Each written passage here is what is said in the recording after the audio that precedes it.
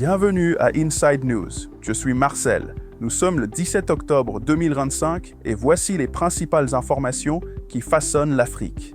Ce soir, nous couvrons un continent en pleine mutation, d'une prise de pouvoir militaire qui redéfinit l'avenir de Madagascar à une impasse politique qui menace de paralyser le Cameroun. Nous aborderons également les nouvelles mesures économiques difficiles en Égypte. L'escalade des défis sécuritaires au Nigeria et le deuil national au Kenya. Des transitions politiques aux nouvelles alliances économiques, nous avons la couverture complète dont vous avez besoin. Dès hier, nous commençons ce soir avec des développements majeurs à travers le continent. En Afrique du Nord, nous nous tournons vers l'Égypte, où le gouvernement procède à d'importants changements dans sa politique économique, tout en faisant face aux pressions budgétaires nationales et aux conditions d'un prêt international majeur. Le gouvernement vient de mettre en œuvre sa deuxième hausse des prix des carburants de l'année, une mesure visant directement à réduire les subventions de l'État et le déficit budgétaire du pays. Les augmentations de prix varient de 10,5% à 12,9%. Plus précisément, le diesel coûte désormais 17,50 livres égyptiennes le litre. Les prix de l'essence ont également grimpé, avec l'essence 80 octanes à 17,75 livres le litre, la 92 octanes à 19,25 livres et la 95 octanes à 21 livres. Cette politique est un élément clé d'un accord de prêt de 8 milliards de dollars avec le Fonds monétaire international qui a exhorté le Caire à réduire les subventions. Suite à cette dernière augmentation, les autorités se sont engagées à geler les prix intérieurs des carburants pour au moins un an. Des pressions économiques du Caire, nous déplaçons notre attention vers le paysage sécuritaire et politique de l'Afrique de l'Ouest.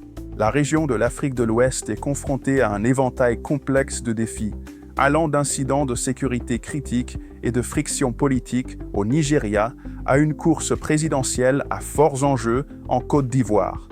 Nous commençons au Nigeria, où la sécurité reste une préoccupation majeure. Dans l'état de Zamfara, au nord-ouest du pays, une embuscade tendue par des hommes armés a causé la mort de 5 policiers et de 3 membres d'un groupe paramilitaire local. Le gouverneur de l'État, Daouda Lawal, a confirmé l'attaque qui souligne la menace persistante des groupes armés dans la région, où de telles attaques sont malheureusement fréquentes. Pendant ce temps, le gouvernement nigérian réfute des allégations politiques internationales. Les autorités ont fermement rejeté les accusations du sénateur américain Ted Cruz concernant un génocide des chrétiens dans le pays. Le ministre de l'Information, Idriss Mohamed, a déclaré que musulmans et chrétiens sont tous deux victimes de la violence actuelle. Pour contextualiser, les données du programme ACLED montrent que, depuis janvier 2020, les attaques ciblées où l'identité de la victime était un facteur signalé ont entraîné 317 décès parmi les chrétiens, tandis que 417 décès ont été enregistrés parmi les musulmans. Passant à la politique électorale, la campagne présidentielle s'intensifie en Côte d'Ivoire. L'ancienne première dame Simone Gbagbo, une inclusion surprise sur la liste des candidats et surnommée la Dame de Fer, mène activement campagne. Bien que le président sortant Alassane Ouattara soit largement pressenti pour l'emporter, Gbagbo appelle à un processus démocratique pacifique. Dans un appel direct aux organisateurs de manifestations, elle a déclaré « Mener des actions violentes et brutales, je ne pense pas que cela soit payant. Je voudrais les appeler à abandonner cette voie et à choisir la voie des urnes. » Nous tournons maintenant notre attention vers une crise qui s'aggrave en Afrique centrale. Une grave crise politique et économique s'aggrave au Cameroun, où les suites d'une élection présidentielle contestée alimentent une incertitude et des troubles généralisés. Les tensions se sont considérablement accrues après que le candidat de l'opposition, Issa Chiroma Bakary, a revendiqué la victoire face au président sortant de 92 ans, Paul Biya, alléguant une fraude électorale systématique. Les répercussions politiques ont été tangibles. Un bureau du parti au pouvoir, le RDPC, a été incendié dans la ville de Djang, et des manifestations de rue avec des barricades enflammées ont éclaté dans la capitale économique, Douala. Cette instabilité politique aggrave une crise économique profonde qui paralyse le pays. Les petits commerçants en ressentent directement l'impact.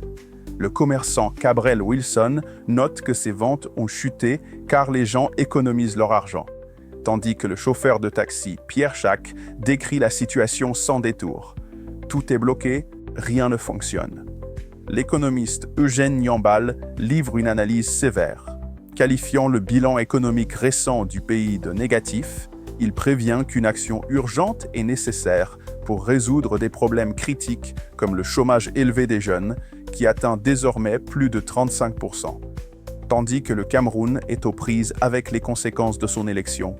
Le Kenya fait face à son propre héritage politique avec la disparition d'une icône nationale.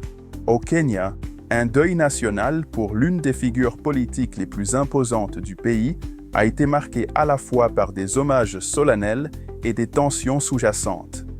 Des milliers de personnes se sont rassemblées à Nairobi pour les funérailles d'État de l'ancien Premier ministre Raila Odinga, présidé par le président William Ruto. Odinga, décédé à l'âge de 80 ans, est commémoré comme un combattant de la liberté et une force centrale de la politique kenyane, qui a mené 5 campagnes présidentielles infructueuses mais influentes. Cependant, les funérailles ont été précédées d'un incident tragique jeudi lorsque les forces de sécurité ont tué au moins 4 personnes lors d'une veillée publique au stade où son corps était exposé. Odinga sera inhumé dimanche dans sa demeure ancestrale de Bondo, dans le comté de Siaya.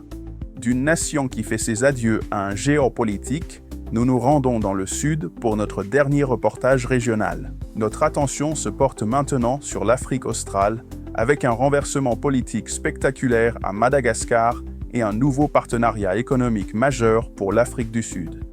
D'abord, à Madagascar, où l'armée a pris le contrôle du gouvernement. Le colonel Michael Randrianirina a prêté serment en tant que nouveau dirigeant de la nation après avoir évincé le président Andry Rajoelina.